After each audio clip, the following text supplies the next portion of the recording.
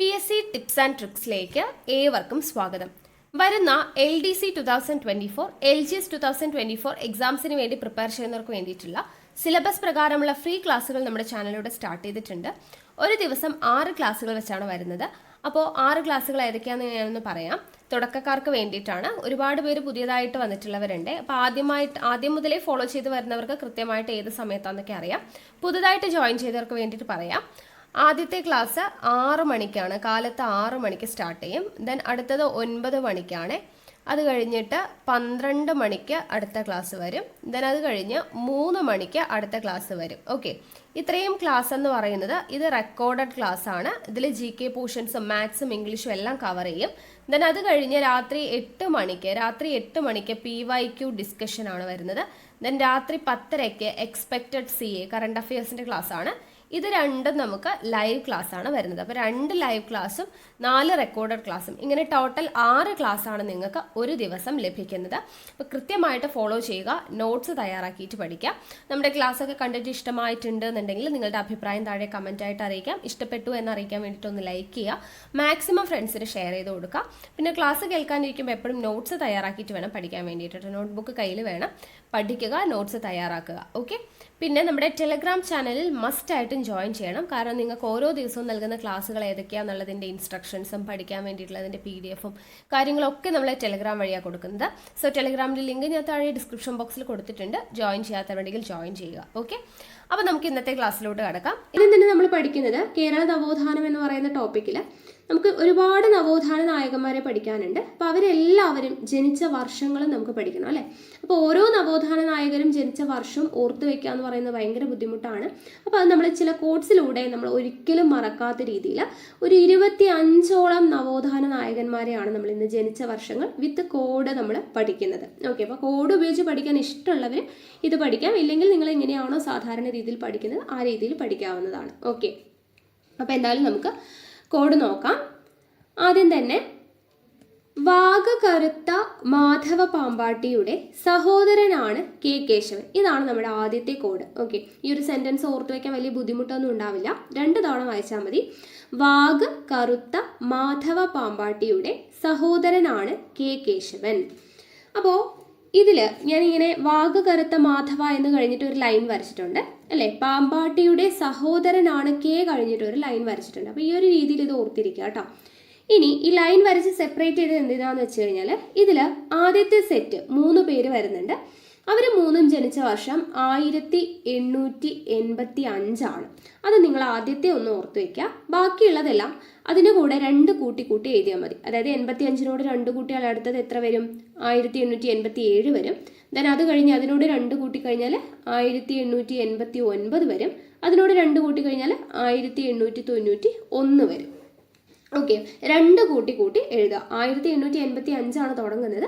അതിനോടൊപ്പം 2 കൂട്ടി എഴുതി കഴിഞ്ഞാൽ ഇങ്ങനെ 4 വർഷം നമുക്ക് കിട്ടും. ഈ 4 വർഷത്തിൽ ജനിച്ച 8 പേരെയാണ് നമ്മൾ ഈ ഒരൊറ്റ കോഡിലൂടെ പഠിക്കാൻ വേണ്ടി പോകുന്നത്. അപ്പോൾ ആരൊക്കെയാണ് ആ 8 പേർ എന്നുള്ളത് അറിയണ്ടേ?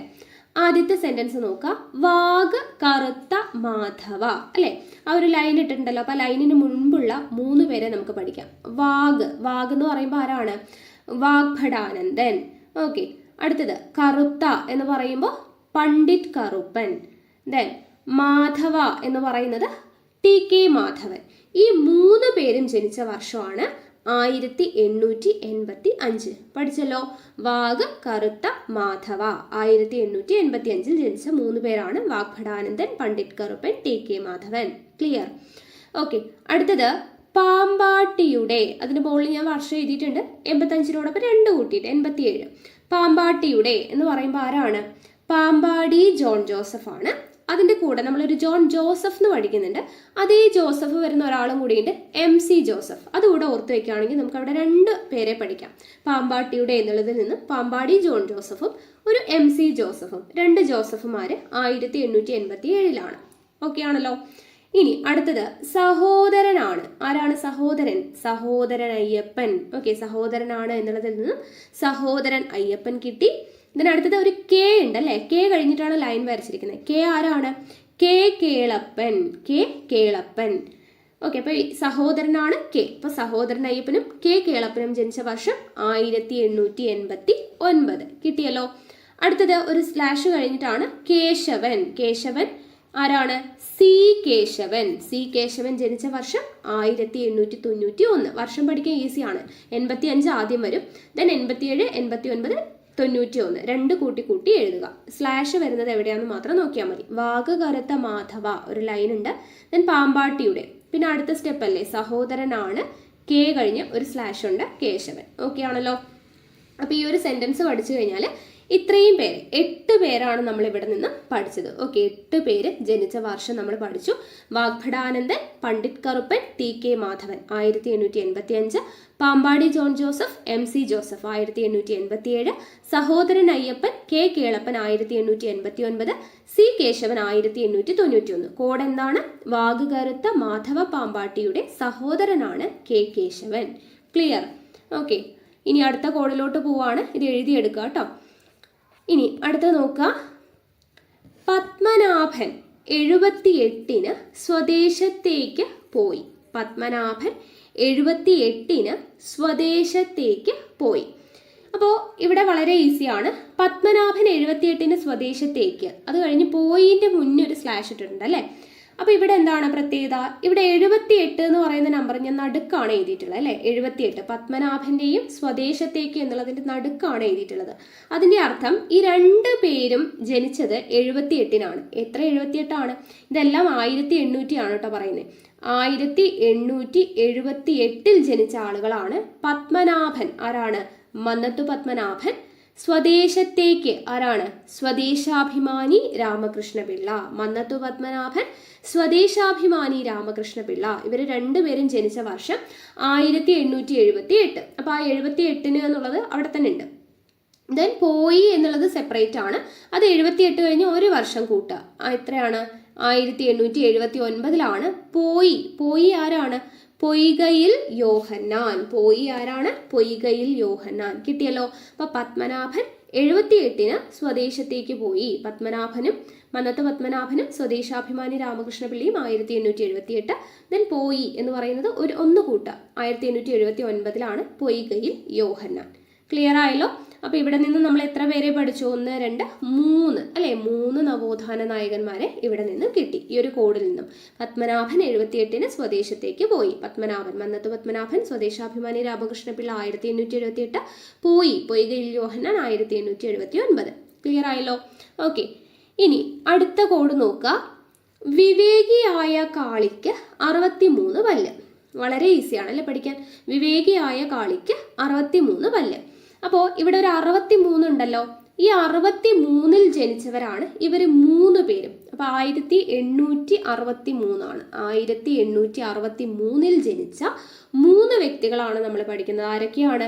വിവേകിയായ വിവേകാനന്ദൻ, കാളിക്ക്, കാളി ആരാണ്? അയ്യങ്കാളി, പല്ല്, പല്ല് ഡോക്ടർ പൽപ്പു ആണ്. ഓക്കെ, അപ്പൊ വിവേകിയായ കാളിക്ക് 63 പല്ല്. 63 എന്നുള്ളതിൽ നിന്നും 1863 ജനിച്ചവരാന്ന് കിട്ടും. വിവേകിയായ എന്നുള്ളതിൽ വിവേകാനന്ദൻ, കാളിക്ക് എന്നുള്ളതിൽ നിന്നും അയ്യങ്കാളി, പല്ല് എന്നുള്ളതിൽ നിന്നും ഡോക്ടർ പൽപ്പു. ഓക്കെ, കിട്ടിയല്ലോ. ഇനി അടുത്ത കോഡ്. അപ്പൊ ഇവിടെ നിന്നും നമ്മൾ എത്ര പേരെ പഠിച്ചു? 3 പേരെ ഇവിടെയും പഠിച്ചു. ഓക്കെ, ഇനി അടുത്ത കോഡ് നോക്കാം.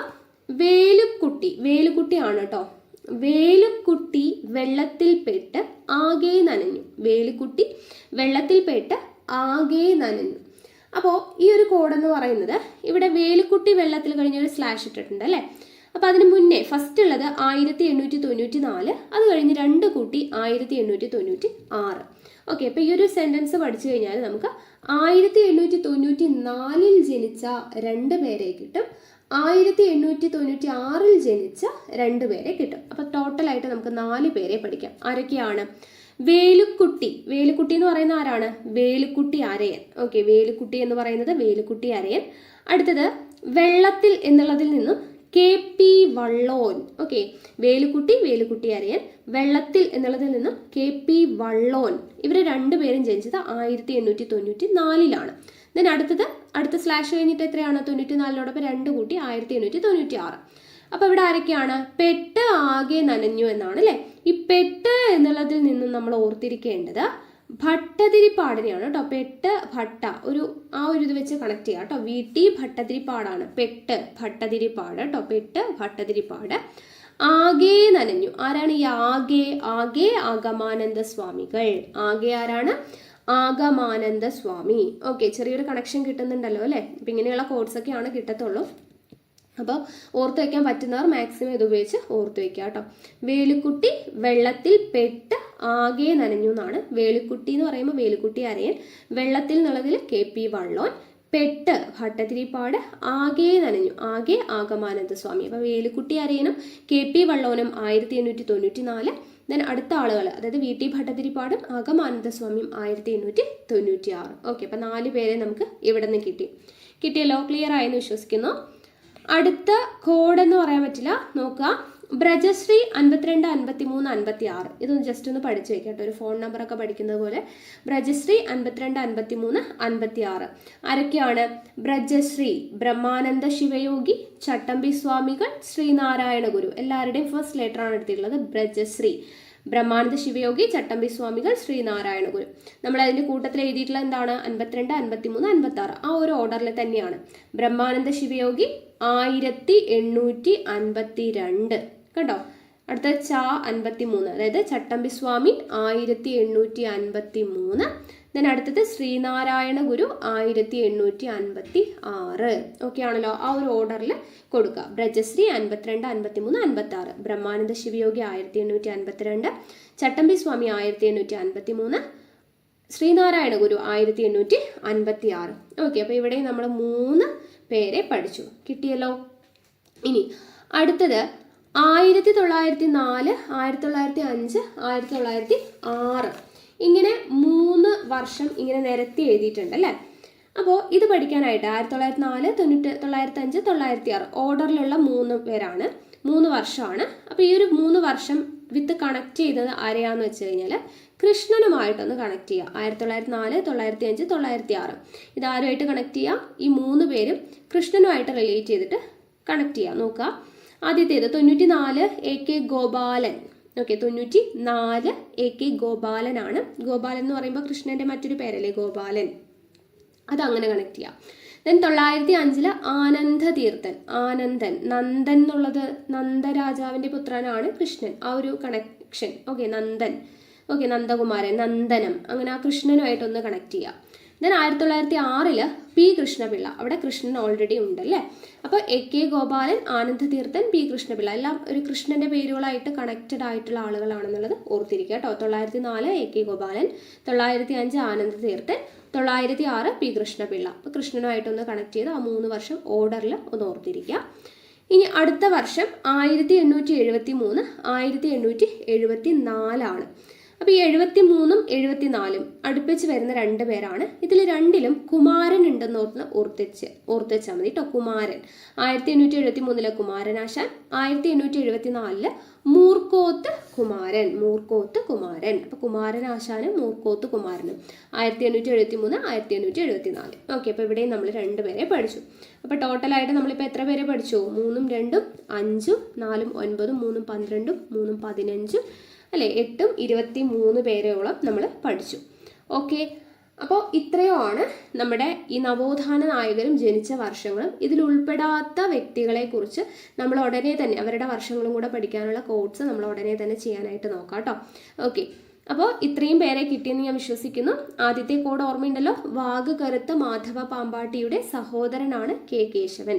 അതിൽ വർഷം 85, 87, 89, 91 2 ഇടവിട്ട് എഴുതുക. അവിടെ നിന്ന് നമുക്ക് Vagbhatananda, Pandit Karuppan, TK Madhavan, Pampady John Joseph, MC Joseph, Sahodaran Ayyappan, K Kelappan, C Keshavan ഇത്രയും പേരുടേത് കിട്ടും. then അടുത്ത കോഡ് എന്താണ്? പത്മനാഭൻ 78 സ്വദേശത്തേക്ക് പോയി.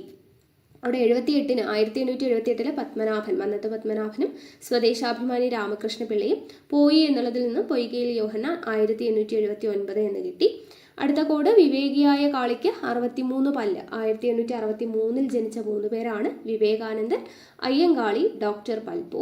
അടുത്തത് വേലുക്കുട്ടി വെള്ളത്തിൽപ്പെട്ട് ആകെ നനഞ്ഞു. അതിൽ വേലുക്കുട്ടി അരയൻ KP വള്ളോൻ 1894, പെട്ട് ആകെ നനഞ്ഞു ഭട്ടതിരിപ്പാട് ആഗമാനന്ദ സ്വാമി 1896. അടുത്തത് ബ്രജശ്രീ 52, 53, 56. ബ്രഹ്മാനന്ദ ശിവയോഗി 1852, ചട്ടമ്പി സ്വാമികൾ 53, ശ്രീനാരായണ ഗുരു 56. അടുത്തത് 1904, 905, 906. കൃഷ്ണന്റെ പേരുകൾ അല്ലെ, K Gopalan, Anandatheerthan, P Krishnapillai. then 1873, 74 ആരാണ്? കുമാരൻ വരുന്നവർ, കുമാരനാശാൻ, മൂർക്കോത്ത് കുമാരൻ. ഓക്കെ ആണല്ലോ. അപ്പോൾ ഇത്രയും പേരെയാണ് നമ്മൾ ഇന്ന് കോഡ് ഉപയോഗിച്ച് പഠിക്കുന്നത്. അപ്പോൾ ഞാൻ മൊത്തത്തിൽ കേരള നവോത്ഥാനം ഒരൊറ്റ വീഡിയോയിൽ ചെയ്യാമെന്നാണ് ഞാൻ ആദ്യം വിചാരിച്ചത്. പക്ഷേ ഇത് കോഡ്സ് ഒക്കെ യൂസ് ചെയ്ത് ചെയ്യുന്നത് കൊണ്ട് തന്നെ കുറേ അധികം ടൈം എടുക്കും. അപ്പോൾ എല്ലാം കൂടെ ആയിക്കഴിഞ്ഞ് നിങ്ങൾക്ക് വീഡിയോ തരാമെന്ന് പറയുമ്പോഴത്തേനും എക്സാമിൻ്റെ ലാസ്റ്റ് മിനിറ്റ് ഒക്കെ ആവും.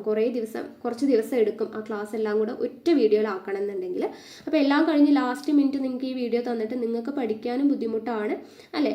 അപ്പോൾ ആ ഒരു പ്രശ്നം വേണ്ടാന്ന് വിചാരിച്ചിട്ട് ഞാൻ ആകുന്ന വീഡിയോസ് അപ്പോൾ നിങ്ങൾക്ക് അപ്ലോഡ് ചെയ്തിട്ട് ഡെയിലി ക്ലാസ് ആയിട്ട് തരാമെന്ന് ഞാൻ വിചാരിച്ചു കേട്ടോ. അപ്പോൾ ചെറിയ ക്ലാസ്സുകളാകുമ്പോൾ നിങ്ങൾക്ക് പഠിക്കാനും എളുപ്പമാണ്. ഓക്കെ, കുറേ അധികം ദിവസം നീണ്ടു പോയിട്ട് നിങ്ങൾക്ക് ലാസ്റ്റ് പഠിക്കാൻ പറ്റാതിരിക്കരുത് എന്ന് വിചാരിച്ചിട്ടാണ് ആകുന്ന അത്രയും വീഡിയോസ് നമ്മൾ അപ്പം അപ്ലോഡ് ചെയ്യുന്നതാണ്.